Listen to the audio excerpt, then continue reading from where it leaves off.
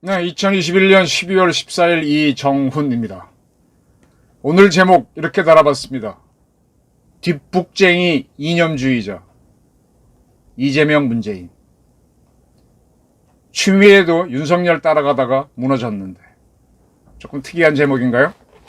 지난 주말 메타버스 하면서 이재명 후보가 TK 지역을 방문했죠. 그때 전 세계에서 방역 잘한다고 칭찬받는데 그 방역 누가 했나? 여러분들이 했다. TK를 포함한 우리 국민들이. 다른 나라 같으면 마스크 안 싸주고 마스크 써라 하면 폭통이 난다 라고 하면서 문재인 정권이 자랑하는 K 방향을 깠습니다.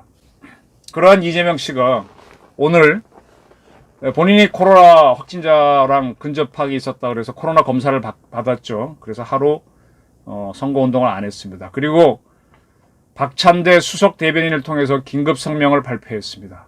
긴급 성명인데 내용은 이렇습니다. 존경하는 국민 여러분, 이재명입니다. 그리고 이제 쭉 나가다가 이런 내용이 있습니다. 민주당 내 원내대표가 책임있고 기민하게 대항할 수 있는 비상체제로 전환해 주십시오. 정부에도 선제적인 비상시스템 가동을 촉구합니다. 어쩌고저쩌고 쭉 나가다가 가장 큰 피해를 입게 될 소상공인 자영업자에 대한 선보상 선지원을 시행해야 합니다. 방역 강화에 따른 일시적 실업, 돌봄 공백 등에 대한 정부 지원책도 함께 마련해 주시길 바랍니다. 여기 쭉 내려가서 백신과 인과성이 없다는 명백한 경우를 제외한 모든 보상과 지원을 책임지는 네거티브 방식의 백신 국가 책임제 시행을 촉구합니다. 라고 했습니다. 설명을 좀 드리겠습니다. 백신 국가 책임제는 뭐냐? 이 코로나 백신을 접종한 후 국민이 사망하거나 중증의 병을 앓게 되면 일단은 백신 부작용으로 간주해서 정부가 치료비와 보상금을 모두 지급하는 겁니다. 나중에 법정에서 그 사망이나 부작용 원인이 백신하고 관계가 있다 없다 라고 다투더라도 그 관계가 없다는 입증은 정부가 해야 됩니다. 그러니까 정부가 다 백신을 강제로 맞출 수 있게 되고 그 책임을 다 지는 거죠. 이러한 제의를 이재명 씨가 하니까 긴급 성명이라 그러고 도하 언론들이 오늘 보도를 했습니다. 근데요, 제가 쭉 찾아보니까 10달 전인 지난 2월 17일 우리나라에 개원한 의사들이 많죠. 대한개원의 협의회가 있습니다. 그 단체에서 입장문을 냈습니다. 정부가 고령자에 대한 백신 접종을 의사 판단에 맡기는 것은 접종에 따른 결과와 책임을 의사에게 전가하는 것이다. 백신 접종률을 높이기 위해서는 알려지지 않은 이상 반응과 증상까지 포괄적으로 보상하는 국가 책임제 도입이 절실하다. 이미 의사들이 요구했던 겁니다. 문재인 정권은 K방향 내세우면서 오히려 백신을 늦게 갔었죠. 백신 제때에 도입한 것도 늦었었죠. 더 흥미로운 거 얘기 드리겠습니다. 윤석열 후보 측에서는 종합공약 1호로 백신 부작용 국가 책임제를 이미 12월 7일 날 일주일 전에 먼저 발표했습니다. 그날 원희룡 정책총괄본부장은 코로나 백신 패스에 대한 국민저항은 정부가 부작용에 대한 책임을 지지 않으면서 사실상 백신 적용을 강제하는 데 있다. 네. 백신을 전 국민에게 맞추려면 정부가 책임져라. 네가 하면서 책임을 안 지겠다 그러면 누가 하느냐. 네. 그리고 백신 부작용의 인과관계 증명 책임은 정부가 부담하고 보상금과 치료비를 선지급해라. 네. 그걸 공약으로 제시했습니다. 그럼 이재명 씨는 뒷북을 올린 거죠. 그것도 긴급 성명으로. 근데 이게 처음이 아니에요. 이재명 씨가 이 말을 이렇게 한 적이 있습니다. 지난 12월 7일 날 국민의힘에서 공약으로 발표하니까 그날 9일 날 이재명 씨는 방역 민생 국가 책임제 시행하겠다라고 했었습니다. 그리고 이제 14일에서야 정식으로 정부에 요구한 거죠. 그리고 12월 9일 날에는 김종인 씨가 100조 지원책을 내놨었죠. 그걸 논의하자고 역제안도 했었어요. 무슨 얘기냐? 이재명 씨는 국민의힘 뒤따라가고 있습니다. 그런데 12월 14일 날 발표한 이재명 씨의 긴급 성명을 일부 언론들은 열심히 띄워줍니다.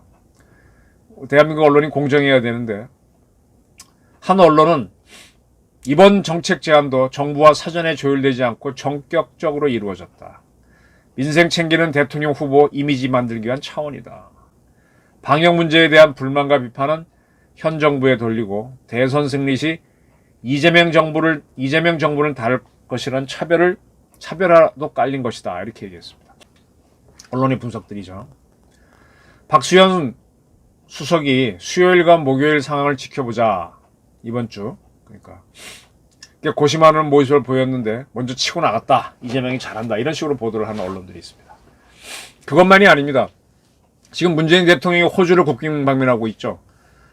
12월 15일 날 귀국합니다. 그걸 염두에 두고 한 언론은 문이 자리 비운 사이 이재명 코로나 긴급 성명 발표. 왜?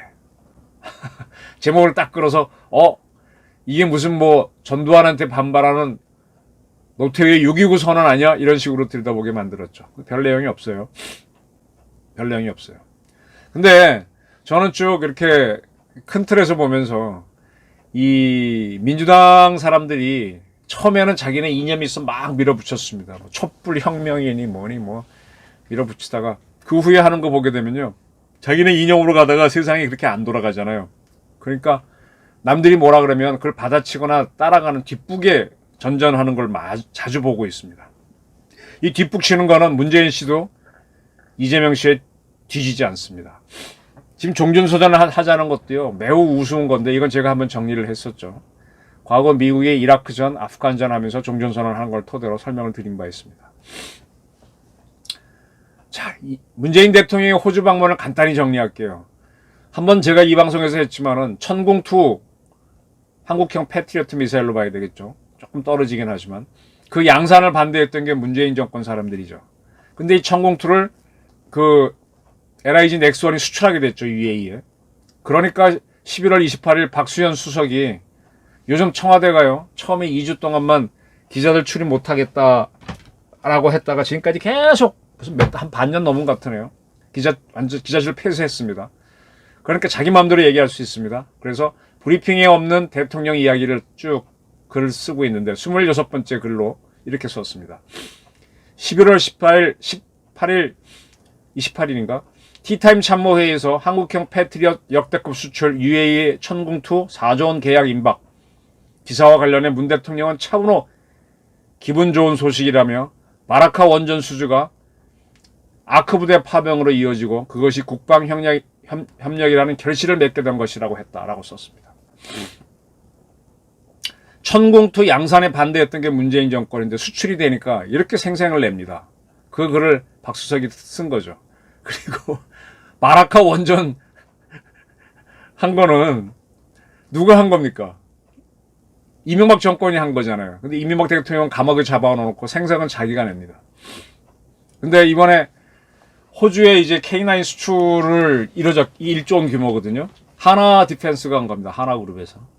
그 덕택에 이제 문재인 대통령은 임기 말에 뭐 아주 해외 여행 아주 복이 터졌습니다. 하와이 가시고 뭐 호주도 갔습니다. 이렇게 추울 때 호주 가면 따뜻하고 좋죠. 자, 이 하나가 이 K9 자주포가 좋습니다. 노르웨이, 핀란드, 인도, 터키, 폴란드, 에스토니아에 수출했고 이미 호주가 7번째입니다. 우리나라 포함하면 세계 8개국이 K9을 쓰게 되는 거죠. 이 세계 자주포 시장의 50%를 하나가 차지하고 있습니다. 그리고 현재는 이집트가 K9을 살려고 합니다. 이집트는 참고로 현대 롯데미 양산하고 있는 K2 비호 전차도 구입하려고 합니다. 자, K방산 잘 나가죠. 이 K방산을 누가 시작했습니까? 시작은 박정희가 했습니다. 그리고 이명박 정권 때 우리나라 방산이 너무 이 고사양을 요구해서 비쌉니다. 우리나라 군인들이 미국 수준의 무기를 요구합니다. 우리나라에선 절대로 나오지 않는 아주 추운 날씨에도 작동하도록. 그렇게 추운 날은 작전하면요. 기계는 견뎌도 병사들이 얼어 죽습니다. 상당히 무리한 요구를 하는데 그런 요구를 맞춰 무기를 만들다 보니까 한국 무기가 비쌉니다. 그거를 이명박 정부 때 가격 낮추는 방향으로 막 밀어붙였죠. 그래서 이명박 때 한번 점프를 했는데, 이러한 K방산을 사자방이라고 하면서 몰아붙인 게 누굽니까? 4대강 개발, 이명박이 했던. 그 다음에 이명박 씨의 형인 누구죠? 이상득 씨가 했던 자원외교. 방위산업 비리가 있다. 사자방이란 용어를 만들어서 방산 때려잡았다는 게 누굽니까? 그 민주당 사람들이고, 거기에 협력을 했던 게 박근혜 정권이었습니다. 박근혜 정권도 방산을 굉장히 나쁘게 봤었죠. 근데 이 K방산이 지금 수출이 잘 되니까 생색은 누가 내느냐? 문재인이 내고 있습니다. 뒷북이죠. 또 K원전을 죽인 게 누굽니까? 세계 최강의 K원전을 죽이고 있는 거는 문재인 정권입니다. 근데 아까 박수석도 얘기했지만은 바라카 UAE 원전 수출한 건 누가 했어요? 이명박 씨가 했죠. 그 덕택에 UAE에 방문했던 게 누굽니까? 문재인이죠. 근데 이렇게 뒷북을 칩니다. UAE에 공사 시작해서 완공은 누가 했어요? 문재인 때 하니까 가서 생색은 자기가 내고. 근데 대한민국 원전은 죽이고. 희한합니다. 이 국민들이 모를 것 같죠? 압니다. 저는 김종인 씨를 또 이준석, 이제 윤석열 씨가 이제 다 받아들였는데 잘했다고 봅니다. 김종인 씨에 대해서는 많은 분들이 얘기를 하는데, 저는 이분의 판단력과 그 기민함은 타의 추종을 불허한다고 저는 봅니다. 지난 13일 날 김종인 씨는 이재명 씨를 향해서 이렇게 얘기했었어요. 바로 100조 원을 만들자라고 하니까 이재명 씨가 그래 하자 하고 역제안했잖아요. 역제안한 것에 대해서 이렇게 얘기합니다. 추경을 어떻게 할지는 정부와 협상하는 거지. 당신 여당 아니냐. 야당에 대해서 이래라 저래라 얘기하지 마라. 온당치 않다. 예산 운영과 관련된 거는 문재인 대통령이 이끄는 현 정부가 하는 거니까 거기다 대고 얘기해라. 우리가 얘기했던 100조 원은 윤석열이가 집권했을 때 어떻게 할 것이라는 거지. 그걸 국민에게 제시한 거지. 너하고 얘기하려는 거 아니다. 착각하지 마라. 딱. 이거 보면은 김종인 씨가 이 문제를 풀어가는 방식이 좀 탁월하다고 저는 봅니다. 이분에 대해서 싫어하는 분도 있고 왔다 갔다 해서 비판하는 분도 있는데 능력에 있어서는 탁월합니다. 김종인 씨는 코로나 문제에 대해서도 이거 우리 다 기억할 겁니다. 우리 국민 성인 중에 70% 정도 맞으면 집단 면역이 생길 거라고 분명히 이 정권도 얘기했고 전 세계가 다 얘기했었습니다. 근데 지금 와서 보니까 70%만 넘겼는데 집단 면역은 고사하고 지금 우리나라 의료 체계가 붕괴되고 있잖아요. 그래서 그 사람들이 많이 죽고 있으면 그럼 어떻게 해야 돼요? 70%가 아니라 100%로 가야죠. 근데 위드 코로나를 지금 이제 끝나긴 했지만 했었지 않습니까? 빨리 끝내라 이거예요. 당장에 중지하라. 김종인 씨는 늘 보면은 현상을 보고 현상에 바로 판단 들어가고 자기 이념을 고집하지 않더라고요. 상당히 기민한 사람입니다. 고정관념을 안 갖고 있습니다. 제가 이분하고 한반도 통일 방안에 대해서 몇 차례 이렇게 얘기를 들어봤는데 이 양반은 통일을 했으면 좋겠다는 목표는 갖고 있지만 어떠한 방법으로 어떻게 해야 된다는 건 그거는 페이퍼에나 있는 거죠. 그때 상황에 따라서 기민하게, 즉 무슨 순간이 왔을 때 그걸 빨리 알아차리고 단호하게 할 때 온다라고 얘기를 하시더라고요. 상당히 그런 면에선 탁월하구나 느낀 적이 많습니다. 그리고 허접한 이야기 하는 사람들은 탁 내칩니다. 제가 그전에도 많아서 뭐 얘기하면 제가 말 같지 않으면 그냥 대꾸도 안 하고 그냥 그렇게 가라 그럽니다. 이재명 씨가 손실보상, 코로나 손해본 소상공인에 대해서 손실보상에 대해서 언급을 했죠. 긴급성명으로. 거기에 되니까 코로나로 추경이 필요하다면 여당 후보가 니네 대통령한테 건의해서 해라. 그걸 왜 야당한테 뭐 토론하자고 하느냐. 탁탁 잘라내죠. 아마 이런 방안을 썼기 때문에 지난번에 서울시장 보궐선거가 있었죠. 그때 안철수 씨가 굉장히 올라갔는데 오세훈이 당선됐습니다. 그때 안철수 단일화하면서 안철수 씨 내치면서 국힘당 끌어올리는 거 보게 되면은 김종인 씨의 능력은 좀 탁월한 것 같습니다. 근데 제가 지금 보는 바에 따르면 이렇게 따라가고 있는 모습 보이는 거는 이재명, 문재인만이 아닙니다. 윤호중 민주당 원내대표도 그런 모습을 저는 보이고 있다고 봅니다. MBC 라디오에 출연해서 그는 소상공인 손실보상 위에 재원이 필요하다는 주장에 대해서는 당연하다. 근데 어느 정도 예산이 필요하지 내놔봐라. 김종인 선생한테 하는 얘기죠. 근데 김종인 씨는 이미 그건 대통령이 할 거지 내가 할 바 아니다. 또 그 말에 대해서 윤호중 씨는 무책임한 발언이다. 왜 100조 원을 왜 거론했냐 그러는데 이게 뒷북입니다. 그 다음에 이재명 후보가 다주택자 양도소득세 중과 유예를 하자는 거에 대해서도 이렇게 얘기합니다. 당내에 찬반 양론이 있다. 그리고 지난 5월 말까지 양도세 중과를 유예해 줬는데 효과가 없었다. 그리고 중과 유예 조치가 필요하다는 결론이 나면 당론 채택 과정도 거쳐야 된다. 이게 무슨 얘기인가 하면 자기네 이념을 김종인 씨처럼 탁탁 기민하게 못 나가고 질질 끈다는 얘기예요. 그러니까 결정장애라는 얘기입니다. 제가 기자 생활을 하면서 딱 사건이 일어났을 때 판단하는 게 참 어렵거든요. 그때 빨리빨리 기민하게 딱 판단하고 나는 친구, 특종하는 친구고요. 그런 문제가 생겼을 때 데스크가 빨리빨리 판단해야 되는데 판단 못하는 데스크가 신문사에도 매우 많습니다. 한국 기업이 잘하는 거는 오너들이 디시전 메이킹을 하기 때문입니다. 제가 한번 우다에 대해서 말씀드린 적이 있었죠. 무슨 사건이 생기면 이걸 어떻게 할지 군사적으로 작전을 하는 거, 무슨 사건이 생기면 이게 뭐다 해서 액션까지 들어가는 그런 플랜을 만들어 놔야 되는데 지금은 기업들이 그걸 합니다. 사실 정치권이 이런 능력이 있어야 되는데 이거는 윤호중 씨가 없다는 걸 보여주는 거죠. 절차를 겪어야 된다 하면서 결정을 같이 함으로 해서 자기 결정을 피해가는 겁니다. 김종인 씨는 혼자 툭툭 던지고 있죠. 재산세 하향 조정에 대해서도 윤석열 씨는 그 정도예요. 그리고 대장동 특검 문제는 계속 부산 저축은행과 같이 하자 그러는데 이럴수록 자기는 수렁에 걸린다는 걸 모릅니다.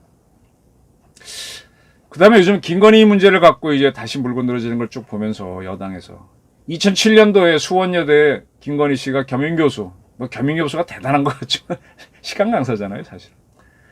거기 이력서를 냈는데 허위 사실이 있다. 그걸 이제 끄집어내서 공격하고 있습니다. 거기에 대해서 김건희 씨는 그냥 쿨하게 돋보이려고 한 욕심이다 이렇게 답변했는데 이 이력서에 보게 되면 2007년에 만든 건데 2002년 3월부터 3년간 김건희 씨는 한국게임산업협회 기획팀 이사로 재직했다라고 적었습니다.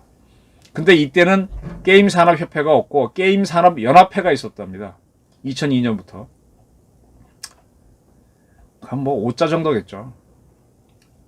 근데 이런 걸 찾아서 떠드는 것 자체가 이거 굉장히 심각한 것 같지만 기사를 가만히 읽어보면 에이 왜 2004년부터는 게임산업협회로 바뀌었었는데 2007년 이력서 썼으니까 현재 협회 이름으로 착각할 수도 있겠죠. 별거 아니죠. 또 2004년 서울국제 만화 애니메이션 페스티벌에서 대상을 받았다라고 쓴 거. 근데 개인 대상은 분명히 아닌 게 확인이 됐습니다. 근데 업체가 출품한 거에 대한 대상에는 받았던 모양이죠. 그 업체 개인으로 포함되어 있었으니까 직원들과 같이 했기 때문에 경력에 넣었다. 그 정도면 결국은 이렇게 떠들어봐야 별거 아닌 겁니다. 그러니까 윤석열 씨는 수상이 완전 날조된 게 아니라 자기가 그 회사의 부회장으로 있으면서 회사의 운영과 작품의 출품을 했기 때문에 그렇게 기재한 걸로 안다. 부분적으로 모르겠지만 전체적으로는 허위가 아니다. 근데 이거를 물고 늘어지면 이런 게 시시한 게 되죠. 처음엔 있는 것 같지만 가만히 읽어보면 별거 아니잖아요. 또 하나 말씀드릴까요? 열린공감TV라고 유튜브 있습니다. 안해욱이라고 대한초등학교 태권도협회 회장이 나오셔갖고 97년이면 몇 년 전입니까? 21년이니까 25년 전인가요? 라마다 르네상스 호텔 라이트를 방문했다가 조남욱 당시 삼부토건 회장, 이분이 르네상스 호텔 주인입니다. 초대를 받아 6층 연회장에서 접대를 받았는데 쭈리라는 예명을 쓰던 김건희를 만났다. 이렇게 얘기했습니다. 25년 전에 김건희를 기억한다. 연회장의 홀은 상당히 컸는데 100몇십 평은 됐을 것이다. 테이블이 있었고 양주가 있었다. 그때 이제 그 쭈리라고 하는 사람은 김 교수라고 불렸던 모양이죠. 김 교수의 친구분이 이름 말고 따로 부르는 예쁜 이름이 있다고 해서 뭐냐고 물었더니 쭈리라고 하더라. 쭈리가 무슨 뜻이냐 그랬더니 원래는 보석, 주얼리였는데 주얼리가 줄어서 쭈리가 됐다라고 했다. 25년 전 기억을 꺼내갖고 이력서라면 또 뭐 확실한 거가 있겠지만 25년 전 기억. 근데 이때 김건희 씨 이력하고 맞춰보면 숙명여대 대학원 석사과정에 있을 때였죠. 뭐 대학원생이 뭐 갈 수도 있겠죠. 뭐 조남욱 회장 만나면 갈 수도 있겠죠. 근데 이게 뭐 어쨌다고 술집 접대를 한 겁니까 뭡니까? 25년 전 이야기를 어렵죠. 그리고 줄리를 거론하면 이재명 지지율이 올라갈까요? 저는 저도 뭐 굉장히 많은 시행착오를 했지만 저도 화나게 하는 사람 되게 많이 만나서 욕 많이 합니다. 욕하면 할수록 아이씨 저도 바보가 되는 것 같아갖고 손해더라고요. 그래서 남 욕하면 내 얼굴에 침 뱉기다라는 거는 알고는 있습니다.